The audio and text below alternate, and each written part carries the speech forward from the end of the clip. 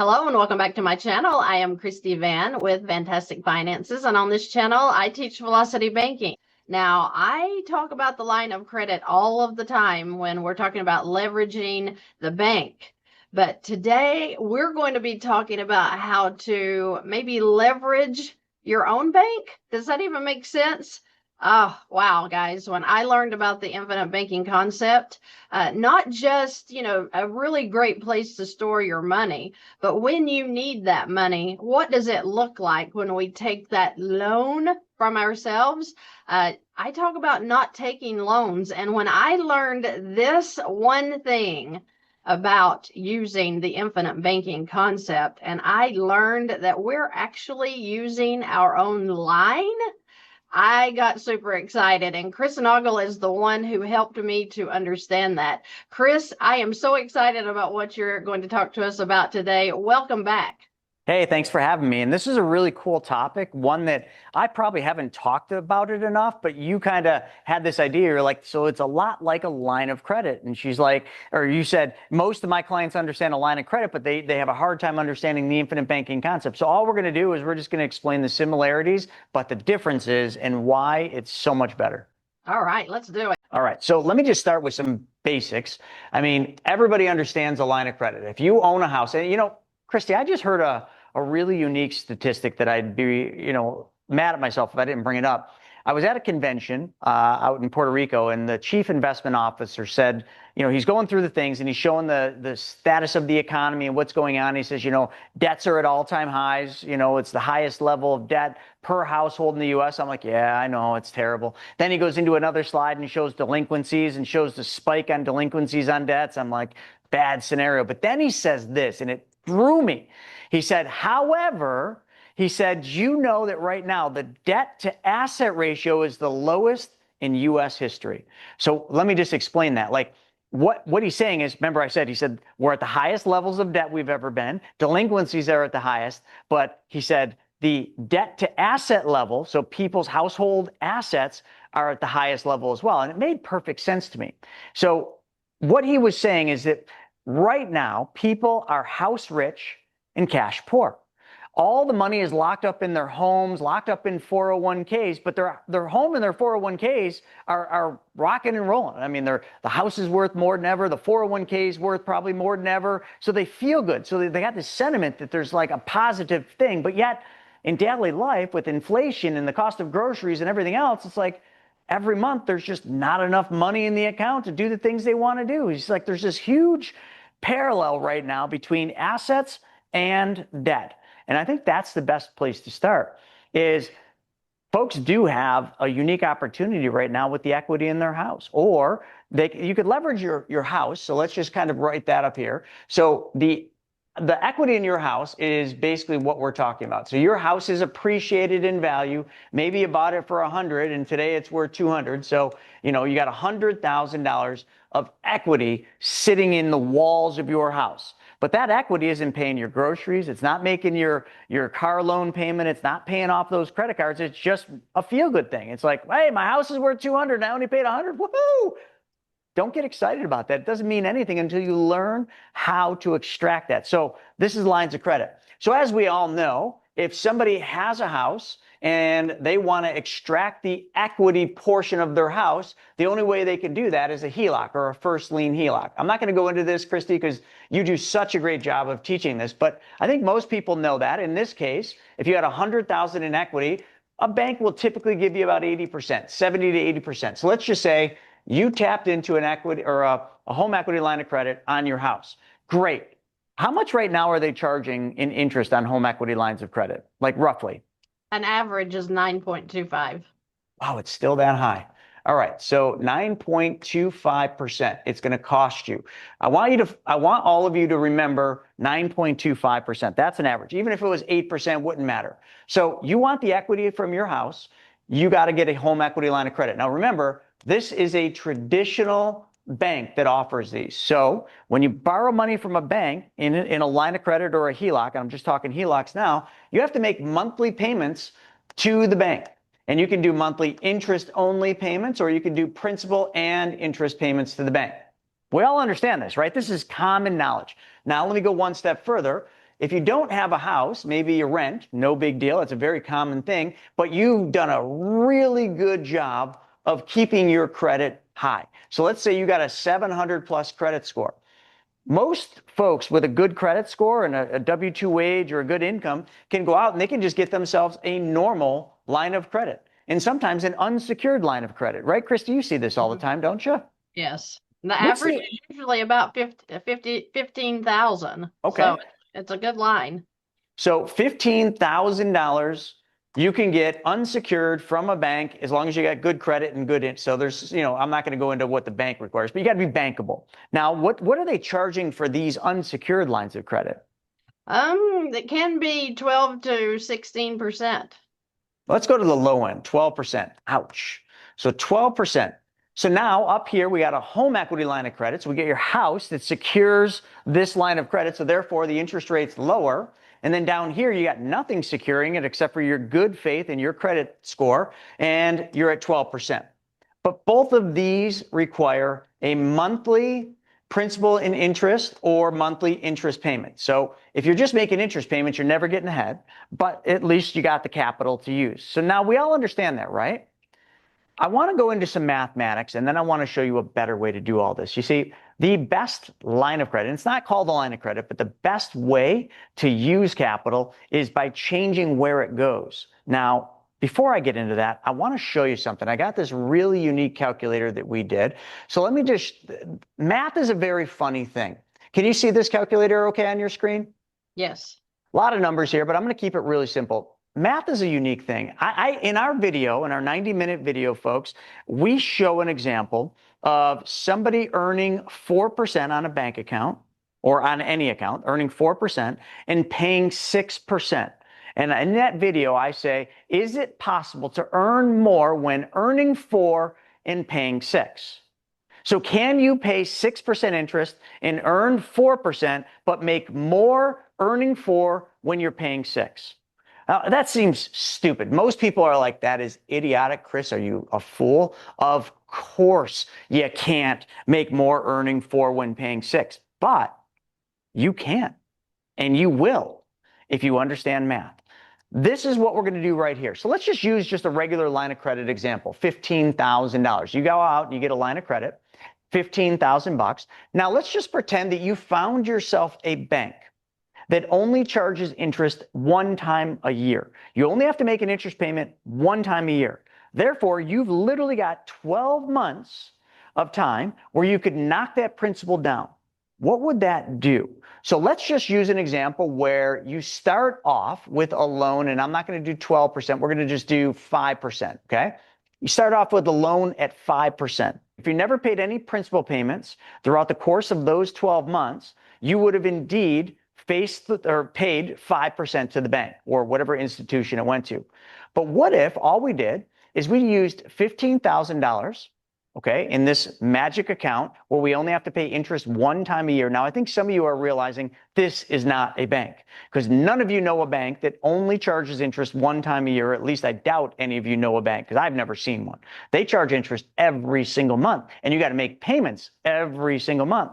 In this scenario with this account, which in a second I'll tell you what this account is, you can make payments every month, but they only go to pay down the principal. So remember, we started with a $15,000 loan, and we started at a 5% interest rate. So I'm cheating a little. It says 4,967. That's because it's accounting for 1 month. Now let's just assume that for 12 months, we made $100 a month principal repayments. Let me ask you this. If you paid the principal down over 12 months, would you still have paid 5% interest to this institution? Christy, what do you think? No.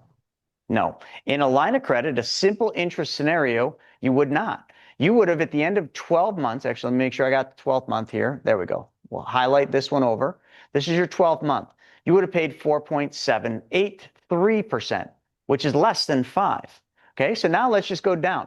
Let's go down to the next category, which would be 24 months. Let's say you continued doing this and you did it for 2 years and you just made $100 principal payments. You would have only paid 4.7%. And you see, as we go down here, this number keeps going down and down. Now, I used a really small amount of money. Now, let's just say you took a $15,000 line of credit. Okay, you took that loan, but instead of $100, I don't know, let's say you did $500. I just want you to understand how math works here. So what we're going to do is we're going to put in $500 a month principal repayments, and we're going to do that just for 12 months. So you borrowed 15, you paid off a credit card. Okay, you paid off a credit card and you took the $500 a month credit card payment that you used to give to Visa and you paid it back to this particular place, this line of credit. How much interest would you have paid? Well, if we started at 5, at the end of 12 months, you would have only paid 3.917. Do you see how that works? It's because what you're doing is you're knocking the principal down. They're charging interest only on the principal due, but because in this scenario, you owe no interest for the 12 months, you only owe the interest one time per year, you have 12 months to knock that down, and then your APR is significantly less. So remember back to that example in that video where I say, can you earn more earning 4 when you're paying 6? You absolutely can. We have calculators. This is one of the calculators that shows that. I'm just giving you an example that you didn't pay 5% here.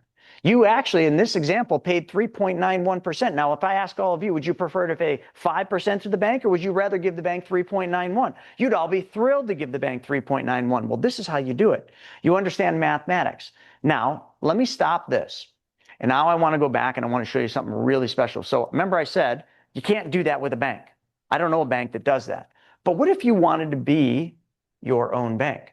What if you no longer wanted to play the game that we have all been taught to play with banks, and we wanted to be our own bank? Well, if that was the case, and you said, yes, Chris, I want to be my own bank. Yes, Christy, I want to take back control of my money. Yes, Chris and Christy, I want to take back control of the banking functions in my life, which all that means, folks, is I no longer want the bank to be in control. I want to be in control. Here's how simple it is. It involves one change in your life. So there's some caveats to this. You have to be saving money today, and it doesn't matter how much you're saving, but you have to be keeping some of your income. This is the first law of wealth, if you all want to know that. Read The Richest Man in Babylon, listen to Earl Nightingale, even in the Bible. Earl Nightingale is the main one, and he says you must keep 10% of what you make. Now, I don't care if you're keeping 10%. It doesn't matter what you're keeping. That amount you keep, your savings, we're going to change where it goes. Now, you might be thinking, Chris and Christy, where should I put that money?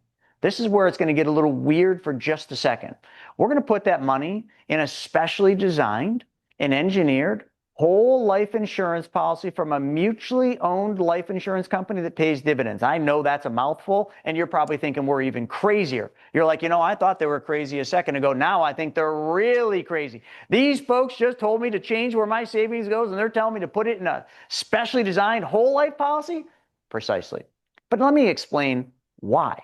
You see, if you build a specially designed and engineered whole life, which, just so you know, you can't call the insurance company to get this. You probably can't call your life insurance agent. Your broke brother-in-law probably doesn't know how to do this. It's specially designed. You have to find somebody like myself or Christy that knows exactly how to design the whole life contract to do what I'm going to show you. But even if you did call us and you set up a call with us to do this for you, let me explain why you would want to do this. We change where your savings goes, and it goes into this specially designed whole life. Now, here's the reasons why. A whole life insurance policy, number one, pays you a guaranteed interest rate.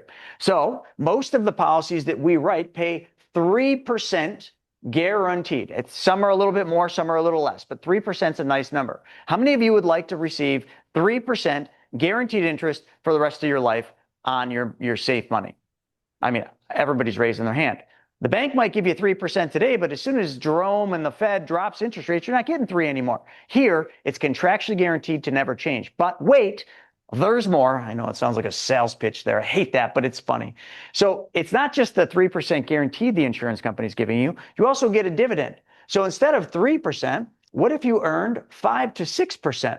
I'm just giving you ranges. That's the dividend crediting rate, which is the interest rate plus the dividend. This is how much you actually earn inside of the whole life. And because it's life insurance, because we design it so that it is still considered life insurance by the IRS, you're going to receive this dividend crediting rate tax-free. So right out of the hole, if you were asking why would I do this, that's why. That's far better than you're getting in a bank account. But now let's put practical application. Remember, I gave you that example of that line of credit. So let's just say you had $15,000, okay, that you got from wherever, and you put that $15,000 into this whole life insurance policy. Okay, I don't care if you got it from a line of credit or wherever, you put it into this whole life. And then you immediately needed $10,000. We'll just use 10 grand.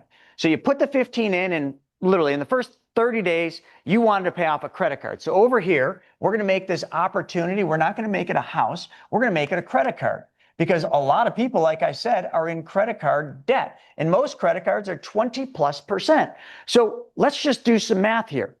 If I'm paying a credit card 20%, remember back to that other example. Sorry, don't mean to switch screens. If you were paying 20% to a credit card, would it make sense to borrow from your HELOC at 9.25 to pay off a 20% credit card? Oh yeah, because you're making the spread, 20 minus 925. Down here at 12%, that unsecured line of credit. If you were paying 12 to the bank for the unsecured, but you had a credit card at 20, yeah, that's still an 8% spread. Okay, now let's come over here. Remember, I said you're going to make 5 to 6%. So let's just use 6%, because that's a pretty easy number to get with a couple of the companies we do. You have a credit card that you owe $10,000. So we got a $10,000 credit card over here that you've been paying 20% to.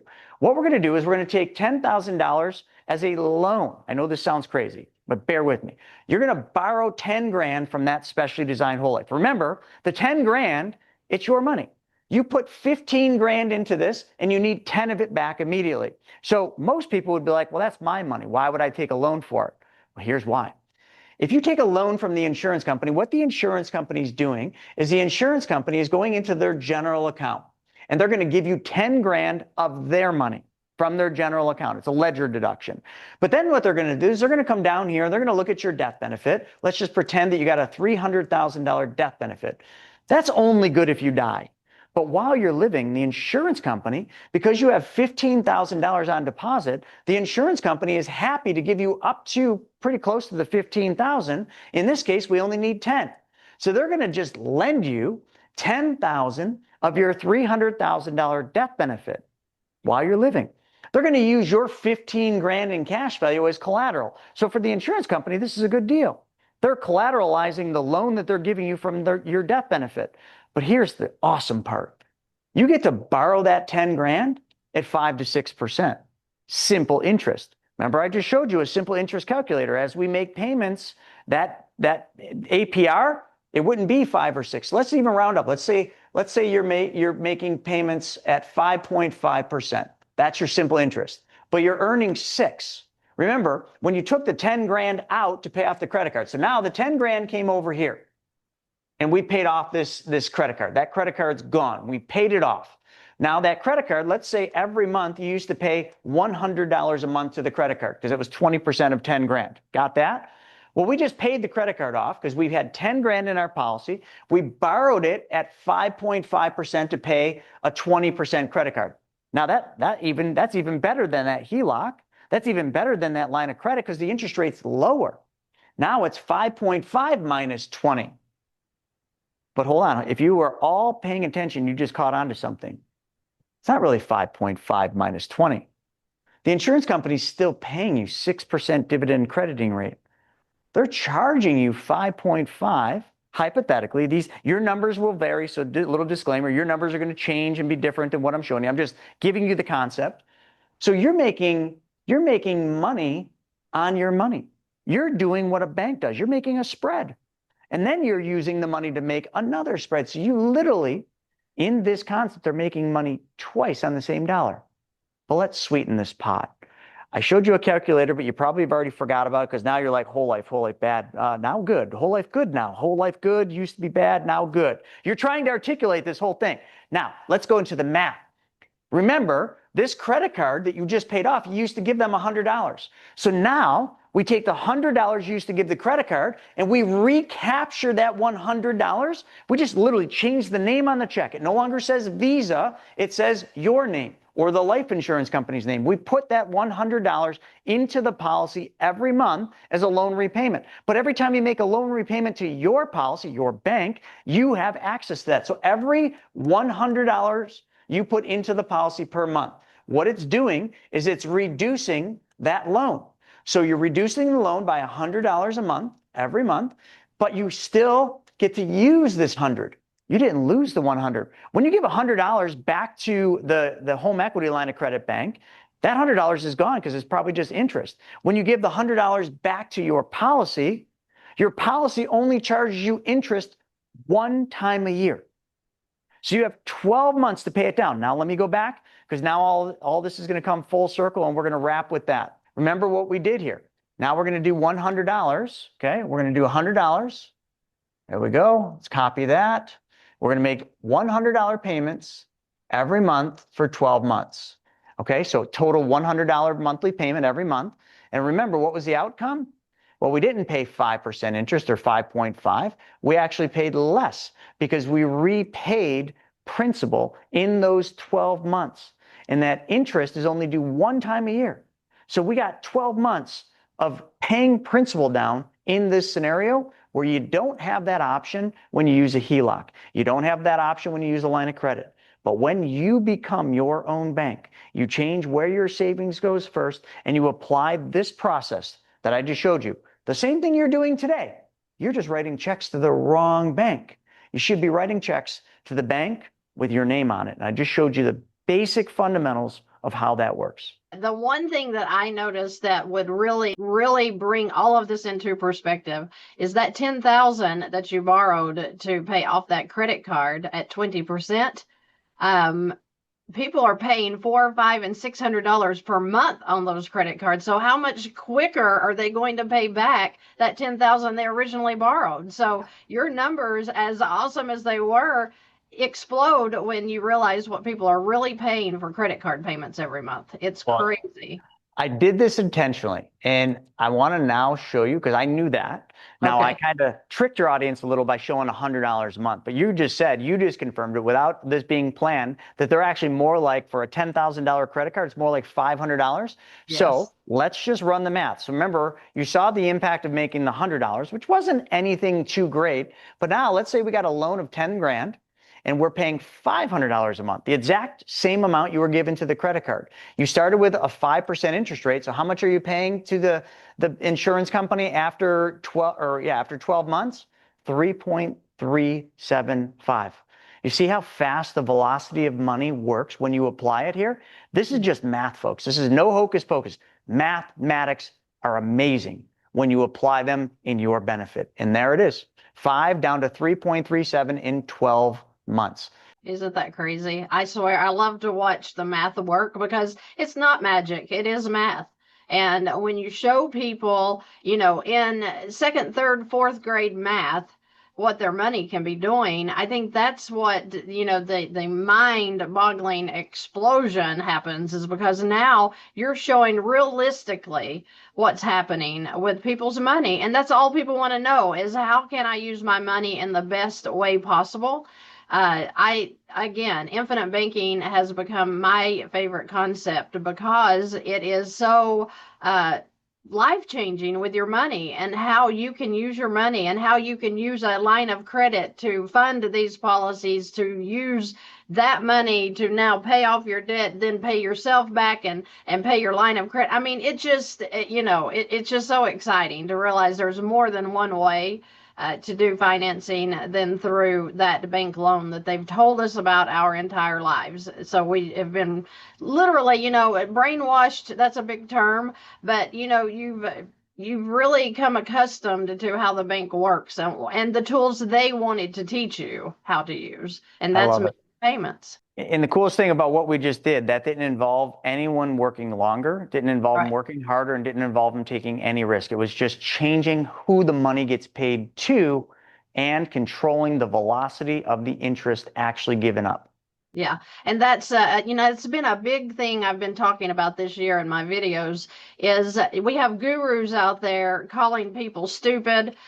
You're an idiot. Had you been working the second job, had you been delivering pizzas at night, you wouldn't be broke right now. But, instead you chose to work an 8-hour position and spend time with your little girl that's growing up, and So when we look at realistically, just me and my own situation, having three little girls, and having to work those 712s just so that I could, make it and get out of debt, I would trade back anything for my time with my girls because they're grown now. And the idea of that you shouldn't be taking vacations and things like that when they get on their own, they're not going to have time for vacations because everybody gets busy. So I want to bring to the American people that there's a better way to do your financing. And you know what? You can have your family and you can be debt free. It's just that we weren't taught how to do that together. And now that with these concepts and bringing people the hope that they want, everybody wants to enjoy their children. You just think you have to just stick them in a daycare and leave them there while you go, do these extra things. It's not about that. It's very exciting to me to be able to bring true, realistic answers to people that they can get started doing today. And guys, that's what these videos are here for, is to teach you a better way to use your money so that you can have the family time that you desire. You can take the vacations and not feel guilty about it. And I'm excited to bring it to you. I know Chris is. Chris, thank you so much for, just laying this out in elementary terms for us so that we can understand how we can use these infinite policies to absolutely, absolutely change what's happening with our money. My pleasure. Thank you for having me on. You're welcome. It's my pleasure to have you. And guys, if you have any questions or comments, please feel free to leave them below. You're going to see a link in the video description below where you can reach out directly to this Infinite Banking Concepts team, where they're going to teach you, show you what your own money can do in these scenarios here, just like the one you've seen here. I am glad to talk to you about this as well because I'm excited about what this is doing in my own finances, and I'm super excited to share it with you. So feel free to reach out. I appreciate each and every one of you for watching today. I hope you're blessed by the information that you've received, and I look forward to seeing you in the next video.